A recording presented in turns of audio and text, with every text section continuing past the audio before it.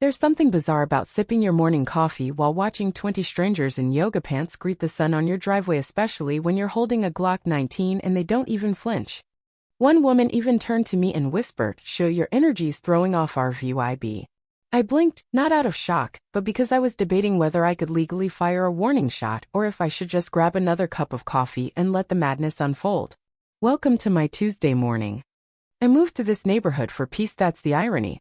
After 2 decades in the Savoie, I craved quiet trees, maybe a shed out back where I could run drills and pretend the world still made sense. I picked this house because it sat just outside the HOA's reach, technically free from their rulebook. Technically. That little detail seemed to escape Lisa. Not just any Lisa. She showed up with a clipboard in one hand and a sage-infused scone in the other, like baked goods could mask her agenda. "Hi, I'm Lisa. I manage the HOA here. You must be new." "We like harmony," she said, sounding like she was pitching a cult membership. I played along at first, nodded, smiled, took the scone, and let her ramble about bylaws, noise rules, lawn standards, paint codes, and some nonsense about collective VYB alignment. I chalked it up to suburban quirks. I dealt with worse. When she left, I tossed the scone in the trash and double-checked my property lines. My driveway, my house, my yard, all outside her domain. She had no authority over me. Or so I thought. 3 days later, my mailbox was wrapped in twinkle lights. I figured it was a kid's prank until I saw the chalk mandalas on my driveway, crystals lining the edges like a mystical barrier, and heard faint flute music paired with the scent of peppermint. It clicked when I stepped outside. They were staging yoga on my property. I stood on my porch in my robe and slippers, watching a group of spandex-clad women stretch and arrange mats like they were prepping for a cult flash mob. At the center was Lisa, white headband gleaming, smirking like she owned the place. I cleared my throat. No reaction. I stepped closer. "Excuse me," I said, voice steady. Lisa cracked one eye mid-pose and raised a finger, the universal, "Quiet, I'm better than you" signal. I blinked again. I dealt with insurgents who had more courtesy. When the session ended, Lisa finally acknowledged me, strolling over with a coconut water bottle like she'd just climbed down from a sacred peak. "Oh, hi. Didn't want to disturb you," she chirped. "Your driveway's got perfect sunrise energy. Such calm vibes." I stayed silent, mostly to avoid a stroke, then pointed at the pavement. "This is private property." She laughed like I'd cracked a joke. "No need to get territorial.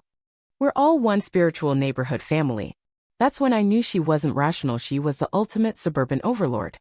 I tried logic, property lines, zoning laws, boundaries. Her smile didn't budge. "The HOA greenlit it," she said. "We've zoned this as a temporary mindfulness space for mornings."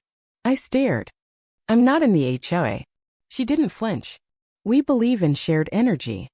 You'll get it once your chakras align." I opened my garage instead, home to my pride and joy, a soundproofed, fully legal firing range I'd spent 6 months perfecting. Overkill? Maybe. But right then it felt like fate. I didn't shoot that morning, just let her peek inside steel targets, ear protection, ammo crates. Her smile wavered, then sharpened. "Guns ruin the community's spiritual peace," she said. Later, a calligraphy note appeared on my door. "Please remove all hostile energy items near the communal yoga zone. Love and light, Lisa." I laughed so hard I nearly choked on my jerky. That night, I dug out old maps, zoning docs, and land use files tools from my overseas ops days. Lisa didn't realize I only tolerated her presence because I chose to. She also didn't know I'd already lawyered up and filed a city complaint about unauthorized use of my land. The next morning, I posted signs: "Private property. Active firing range. Trespassers prosecuted." Lisa ripped them down within an hour, replacing them with laminated "Welcome to Mindful Mornings" flyers. The HOA sent an unsigned notice demanding I stop firearm active VY ties that disrupt spiritual gatherings. That was it. During their next yoga session, I stepped onto my porch, loaded a watermelon onto a steel target downrange, sipped my coffee, and fired. The melon burst in a spectacular red spray. Lisa shrieked. One follower curled into a ball, sobbing. I raised my voice. That was on my property, within legal noise limits and perfectly safe. Lisa trembled. "You can't do that. It's aggressive." I smiled. "You're doing yoga on my firing range." We're both a little on edge. I didn't want to fight, but she brought her mat-wielding minions onto my turf, and the game was about to shift. I figured the watermelon stunt would end it at once Lisa saw I wasn't bluffing. With training credentials and legal docs to back every inch of my land, she'd slink back to her HOA lair. But I'd underestimated the tenacity of delusion draped in spandex and sanctimony. The next morning, she returned with a bigger crew, 27 women sprawling across my driveway, onto my gravel, and up to the firing lane. Lisa strutted around with her clipboard, marking spots like she held a DVYNE mandate, ignoring my house entirely like the melon explosion was just a spiritual hiccup. I stepped out. "You're not doing this again," I said evenly. She turned eyes wide with fake innocence. "We're reclaiming sacred space," she said, as if she were leading a revolution instead of trespassing. The HOA board passed an emergency motion. "Your driveway's now an extended wellness zone." I stared. "That's not a thing." She grinned. "It is now." I called my lawyer. He laughed for 10 seconds before gasping, "That's not how laws work." He had view, I said, documenting everything, photos, videos, a paper trail, and staying calm no matter how absurd it got. So I did. I snapped pics of them blocking my range, recorded their chants, caught Lisa calling me a hostile masculine force. She escalated later with an embossed notice from the HOA Unified Council, demanding I halt ballistic activity tie until her spiritual program wrapped up. I pointed out she had no legal claim. She tilted her head like a puzzled pup. "Legal lines are constructs. We're building unity." I was building a migraine. Then she sent a neighborhood email, "Emergency HA update, combating aggression with mindfulness." She labeled me a disruptive entity, accused me of spiritually threatening her flock, and proposed a vote to put my land under collective management. I laughed so hard I nearly dropped my phone. But then a note slipped from my mailbox, handwritten from my neighbor Tom. "Sorry, didn't know she'd try that." I voted no. "This is nuts. Let me know if you need help." A crack in her armor. Not everyone bought her axe, some were just too timid to push back. Days later, a buzz overhead caught my ear, a drone circling my property, dipping over the range. I traced it to a teen a few houses down, Lisa grinning beside him. "Spying?" I asked. She beamed. "Documenting violations for our safety report." I asked if they had permission to film private land. The kid froze. Lisa chirped, "If you've got nothing to hide, transparency's fine." I said nothing, went inside, and flipped on my legal drone jamming gear. The thing spun like a drunk top and crashed on my lawn.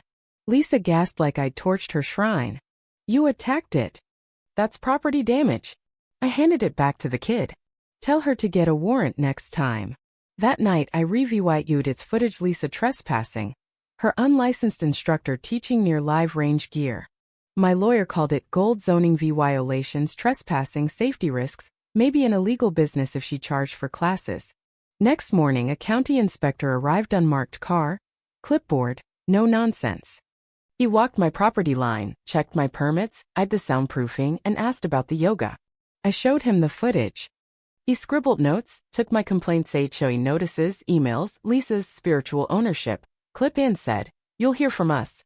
Lisa spotted him leaving and rushed over in her flowing robe, offering oils and alignment. He cut her off. "Ma'am, got a permit for organized classes on private land?" Her face fell. She stammered. He snapped a pic of her sign and left. That evening, a cease and desist letter hit her door. I watched her read it from my porch, coffee in hand. She glared at me, then bowed, a theatrical, passive-aggressive yoga bow, like a cult leader feigning grace while plotting revenge. I raised my mug in a mock toast. She'd lost her first real battle, but her eyes screamed she wasn't done. Something bigger was brewing, and I was ready. For a few days after the county letter, it went quiet. No chants, no drones, no stray mats. I almost believed Lisa had surrendered, maybe found a new patch of grass to bless. But peace here, like in combat zones, was a mirage. She wasn't retreating, she was reloading. It started small. Flyers popped up, "Reclaim the energy," with sunsets, crystals, and stock photo smiles. The fine print? The HOA Wellness Committee invites you to protest hostile spaces and unite through yoga, music, and peaceful demonstration. Classic insurgency tactics: win the crowd before the strike. Then rumors spread, grocery store whispers, golf cart chatter. That guy with the guns yells at yoga ladies. He threatened the HOA with a rocket launcher. I snorted at that one. No RPG here. Sadly, it did sell the myth they'd spun. Lisa was isolating me, turning the neighborhood into her cult fiefdom. I fought back not with firepower, but barbecue. I hosted a Veterans Appreciation Cookout, open in VYTE, free food, drinks, music, kid games. Nothing fancy, just burgers and a grill on my range lawn. I sent real and VYTES, called an old unit buddy. They smelled the HOA stench a mile away. People showed up, Tom with his kids, Mrs. Jenkins with a pecan pie and a smirk that said she loathed Lisa, even the mailman grabbing ribs. One lady asked, "You're not dangerous, right?" I grinned. "Only to driveway yogis." She laughed. The tide shifted. Lisa watched from across the street, arms crossed, fuming behind her mint green mailbox. She filmed me. I gave her a show, flipped a burger with flair, yelled to my pal Jake, "Remember that spatula fight in Iraq?" Laughter roared. She was losing the story, but she doubled down. Days later, she moved her yoga to her lawn right across from me, blasting chants through speakers. Not illegal, just war by annoyance. I ignored it for 3 days. Headphones, music, garage work. On day 4, her instructor, Tara, unlicensed, sued once for a hot yoga fiasco, directed traffic. Cars clogged the street. One tipped my trash bin.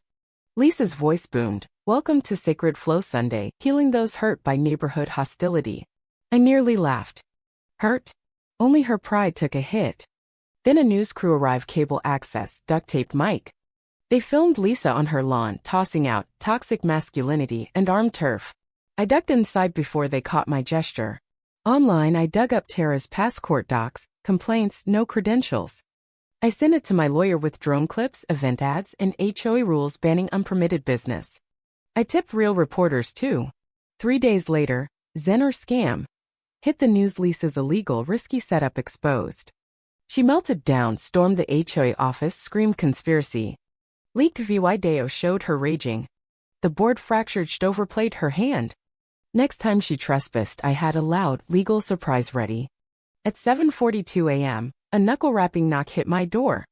Lisa stood there, clipboard in hand, flanked by 2 HOA compliance enforcement goons and cheap police small cop VY-BES. She declared, "We're issuing formal disciplinary actions for violating unity standards and hostile behavior or." I blinked. "Those aren't real." She shoved a folder at me, suspended community rights for emotional noise pollution and non-consensual energy projection. I handed her my own packet, legal cease and desist, footage, zoning proof. "Here's mine." Court stamped. Her face twitched. She skimmed it, saw the filing date, and deflated briefly. Then, "You'll regret this. The neighborhood will shun you," she spat, storming off. Her faux enforcers trailed, less cocky. That day, the county hit her with the real letter: zoning breaches, trespassing, fake HOA authority. She froze reading it. I waved from my porch. That night, the HOA board ousted her in an emergency meeting. A bland email announced a leadership shift and resource misuse probe. 3 days later, she countersued me: emotional distress, spiritual brand damage. My lawyer laughed it off as karaoke-level lawyering. In court, she wept about my disruptive energy. I showed a flash drive, her trespassing, fake flyers, spiritual ownership, clip. "Judge, this you." She floundered. Case tossed. My counterclaim: 1 small damages, big point. She stormed out, muttering about corrupt courts. That night, my range was quiet, mine again.